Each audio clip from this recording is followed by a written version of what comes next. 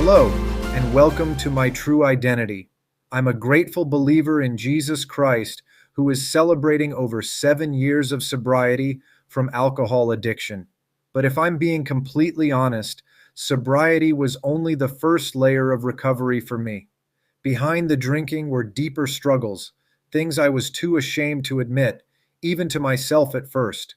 Struggles with insecurity, unhealthy thought patterns, and the need to feel validated in ways that often left me feeling emptier than before. My name is Craig, and this podcast is about replacing the lies we believe about ourselves with the truth of God's Word. And for me, Celebrate Recovery has been a place where those lies have come to the surface. Lies like, you're not enough, or you'll always be stuck, or if people knew the real you, they'd walk away. Those lies had a grip on me for a long time, and I didn't even realize how deeply they were rooted until I stepped into the process of recovery. CR is more than a program. It's a safe place to deal with the real stuff we carry, whether it's addiction, anxiety, past trauma, or just feeling stuck. CR creates a space to face those struggles honestly and with God's help. And here's the thing, it's not about behavior modification. It's about transformation. It's about letting God heal the root causes of what we're struggling with. If you're in the South Hills area of Pittsburgh, I'd love for you to join us at one of our local CR ministries. We have an open share group every Friday night from 7 to 8 p.m. at Peters Creek Baptist Church in South Park. For the full CR experience, which includes worship, teaching, and testimonies, we meet on Monday nights at 7 p.m. at Crossroads Ministries in Finleyville. If you're not local, you can visit crlocator.com to find a group near you or learn more at celebraterecovery.com. In this episode, I want to take you through the heart of Celebrate Recovery, not just what it is, but how it's impacted my journey. I'll share what it was like to walk into CR for the first time, how the structure of the program has helped me confront some of my deepest struggles, and how God is continuing to work in my life today. My hope is that by sharing my story, you'll feel encouraged to take the next step in your own journey, whatever that looks like for you. Let's dive in. When I first heard about Celebrate Recovery, I wasn't sure it was for me. I thought it was just for people with addictions, and since I had already quit drinking, I wasn't sure what I'd get out of it. But the truth was, even though I had stopped drinking, I wasn't free. I had replaced the habit of drinking with other unhealthy patterns. I knew I was still struggling.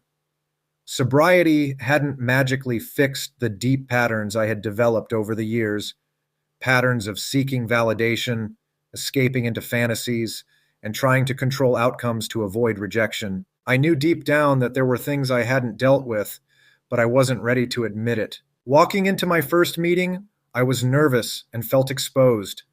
I didn't know what to expect. I didn't want to admit how much I was still struggling, and part of me felt like I didn't belong. I thought, what if these people have struggles I can't relate to? What if I share something and they judge me? Would they even understand the things I was wrestling with? I carried shame, not just for what I had done in the past, but for the ways I was still falling short in my thought life and relationships. But when I stepped through those doors, I was greeted with a kind of warmth and acceptance that I hadn't experienced before. People didn't care where I had been. They only cared that I was there. That first meeting started with a large group gathering where everyone comes together for worship and a teaching or testimony. I remember standing in that room as the music started, unsure of what to do. Worship felt intimidating at first. I was so focused on what other people might think of me that I couldn't focus on God. But as I listened to the lyrics, something began to shift. The songs weren't just words, they were prayers. And in that moment, I felt like God was gently reminding me that I didn't have to have it all together. I could come to Him as I was. After worship, someone got up to share their testimony. I don't remember all the details of their story, but I remember how honest they were. They didn't try to sugarcoat their struggles or make themselves look good. They just told the truth about their pain, their mistakes, and how God had met them in the middle of it all. Listening to them, I felt this small flicker of hope. If God can work in their life, maybe He can work in mine too. The second part of the meeting was the open share group. These are gender-specific groups where you can share what's going on in your life without fear of judgment. I almost didn't go. The idea of sitting in a circle and talking about my struggles sounded terrifying, but I pushed myself to try it. When it came time for me to share, I said something vague. I admitted that I felt stuck, that I wasn't sure what I was doing there, and that I wasn't even sure where to start. But what happened next surprised me. No one laughed. No one judged. No one tried to fix me. No one gave me advice. They just listened. They just nodded, and one of the men said, "Thanks for sharing." It wasn't much, but it was enough to let me know I was in the right place. In that group, I heard other men share about their own battles, things they were working through, things they were trying to let go of. The things I had been carrying, the shame, the fear, the frustration, were things they understood because they had been there too. And when they shared their own stories for the first time, I realized that I wasn't alone. Their struggles didn't look exactly like mine, but the emotions behind them, the shame, the fear, the desire to break free, felt so familiar. Over time, those open share groups became a lifeline for me. They were a place where I could be honest about things I didn't feel safe talking about anywhere else, like the daydreams I had about feeling wanted or the ways I would fixate on certain people, trying to fill a void I didn't know how to handle, but left me feeling more disconnected. These daydreams became a way to escape reality, a way to feel wanted when I felt overlooked in real life. I'd create entire stories in my mind where I was seen and valued, but in doing so, I was distancing myself from the people who were right in front of me, especially my wife. It left me feeling more isolated and ashamed, but I didn't know how to stop. Those were things I had never said out loud. But in that group, I found the courage to name them. And every time I shared, I felt like a little bit of the weight I had been carrying was lifted. The third part of CR is step studies, which are the deep dive part of the program. Step studies take you through the Christ-centered 12 steps and 8 recovery principles, helping you dig into the patterns in your life and allowing God to work on the root causes of your struggles. I'll be honest, step studies aren't easy. They force you to look at things you'd rather ignore, but they're also where real transformation happens. In step study, we work through the principle of making an honest and spiritual inventory, where you write down the things in your life that have caused pain, both the pain others have caused you and the pain you've caused others. I didn't want to do it. I didn't want to face the reality of how much my need for validation had hurt my relationships, or how much of my identity was wrapped up in trying to prove my worth to people. But as I wrote, God began to show me something. He didn't just want to heal my habits. He wanted to heal my heart. One of the things I quickly learned in Celebrate Recovery is that my struggles weren't isolated. They were connected, layers of hurts, hang-ups, and habits that worked together to keep me stuck. Once I started to unpack these layers, I began to see how they had shaped my life in ways I hadn't fully acknowledged. A hurt is an emotional wound, something that happened in your past that left you feeling broken. For me, one of my biggest hurts was tied to feelings of rejection and inadequacy. I grew up believing I had to prove my worth to others, whether it was through achievements, relationships, or even how I presented myself to the world. I felt like I was constantly auditioning for approval. When I didn't get that approval, or when I perceived that someone didn't value me, it reinforced the lie that I wasn't enough. I remember a time when I worked so hard on a project at work, pouring myself into every detail, but when it was over, no one seemed to notice. I told myself it didn't matter, but inside, it felt like confirmation of what I had feared all along, that I wasn't enough. That moment pushed me deeper into seeking validation elsewhere, creating stories in my mind where I could feel wanted and admired. Out of that hurt grew a hang-up, which was my constant need for validation. I became fixated on how others saw me, and I developed patterns of escaping into fantasies where I was accepted, admired, or loved. At the time, I didn't recognize these daydreams and fantasies as a coping mechanism. I thought they were harmless, but the more I escaped into them, the more disconnected I became from reality. They didn't fill the void I was trying to address. They made it bigger. This hang-up eventually led to habits, behaviors I used to cope with my feelings of inadequacy and rejection. In my early years, alcohol became my escape. It numbed the pain, and for a while, it worked. But as we know, those habits come at a cost. When I quit drinking, I thought I had solved the problem, but the truth was I had just replaced one habit with others. I started pouring myself into work to distract myself, or I'd withdraw emotionally when life felt overwhelming. And when those things didn't work, I found myself turning back to old thought patterns, seeking validation in ways that left me feeling ashamed and disconnected. What CR taught me is that you can't address the habit without addressing the hurt and the hang-up behind it. It's not enough to stop the behavior. You have to let God heal the wound that's driving it. That's why the 8 recovery principles are so powerful. They guide you step by step, helping you confront the things you've been avoiding and surrender them to God. One of the most pivotal moments for me came during step study while working on Principle 4. Openly examine and confess my hurts, hang-ups, and habits to myself, to God, and to someone I trust. The process of making an honest and spiritual inventory was overwhelming at first. When I first started working on my inventory, I resisted putting certain things on the list. Writing down the things I had done, the ways I had hurt others, and the lies I had believed about myself felt like opening old wounds.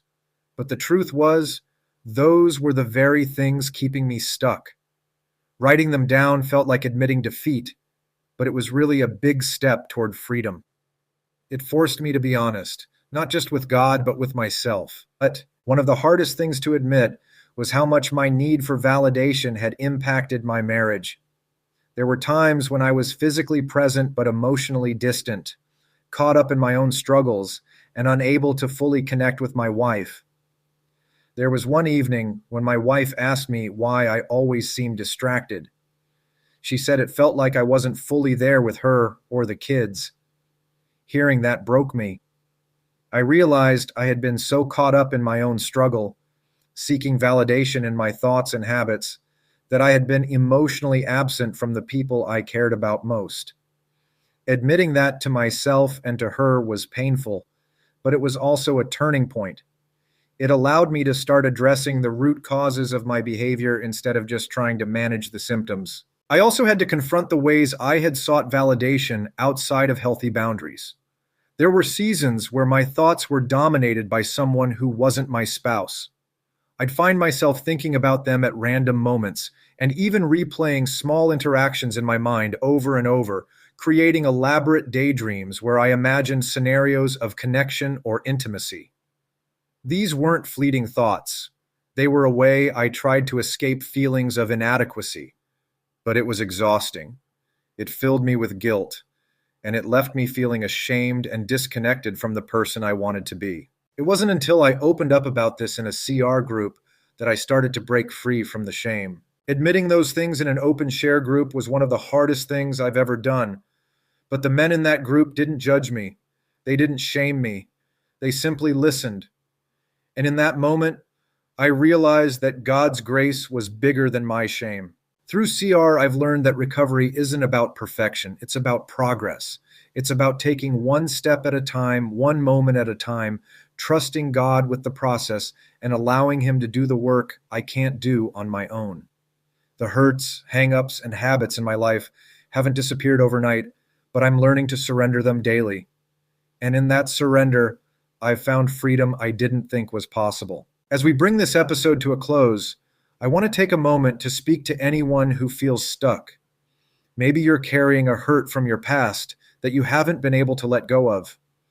Maybe you've developed habits to cope with pain, only to find that those habits are controlling you now. Or maybe you're caught in a cycle of negative thoughts, believing lies about yourself that feel impossible to shake. Whatever it is, I want you to know that you're not alone and you don't have to carry it by yourself. Celebrate Recovery is a place where you can find hope, healing, and freedom. It's not about fixing yourself or pretending you have it all together. It's about being honest with where you are and letting God meet you in that place. Through CR, I've learned that recovery isn't just about stopping bad behaviors. It's about allowing God to transform your heart, heal your wounds, and replace the lies you've believed with His truth. If you're ready to take that first step, I encourage you to find a CR meeting near you. If you're in the South Hills area of Pittsburgh, we meet every Friday night from 7 to 8 p.m. at Peters Creek Baptist Church in South Park for open share groups. If you'd like to experience the full Celebrate Recovery program, including worship, teaching, and testimonies, you can join us on Monday nights at 7 p.m. at Crossroads Ministries in Finleyville. To find a CR meeting anywhere in the country, visit crlocator.com or celebraterecovery.com. I'd also like to invite you to join us for worship at Peters Creek Baptist Church. We meet Sunday mornings at 8:15 and 10:45 a.m., and if you can't make it in person, the second service is streamed live on YouTube. And if you're ready to go deeper, Christ-centered step studies will begin soon. Women's groups start Sunday, February 23rd, and men's groups start Thursday, February 27th. These studies are life-changing, and spots are limited. So reach out to the church at 412-833-6111 for more information or to sign up. Finally, I want to let you know that tomorrow we'll return to our regular daily format here on My True Identity, where we focus on replacing the lies we believe about ourselves with the truth of God's Word.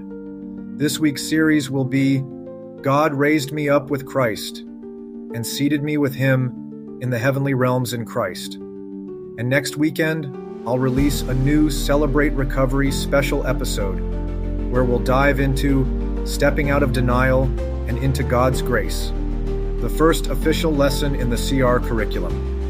It's a powerful topic, and I can't wait to explore it with you. Thank you for spending this time with me. My prayer is that this episode has encouraged you to take a step, whether it's attending a CR meeting, starting an honest conversation with someone you trust, or simply turning to God and saying, I need you. You are not defined by your struggles, your past, or your mistakes. Through Christ, you are loved, redeemed, and made new. This is Craig, a grateful believer in Jesus Christ, reminding you that healing is possible, freedom is possible, and you don't have to walk this journey alone. Until next time, may God's peace and grace go with you.